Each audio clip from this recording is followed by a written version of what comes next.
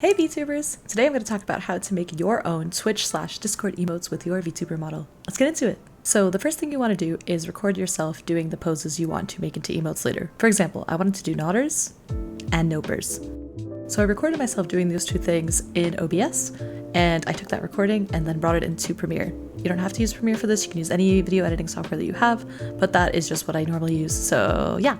Since it's going to be an emote, you're going to need to make it something that loops. You kind of have to play around with it and do it a few times to get the perfect thing, but once you do it, obviously, it's very worth it.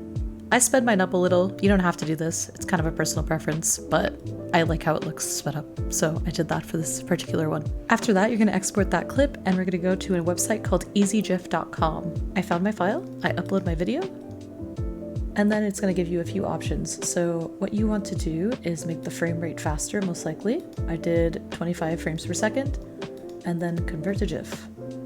And you'll see it there. Next, what you want to do, since this is probably bigger than you need it, you're going to go to resize.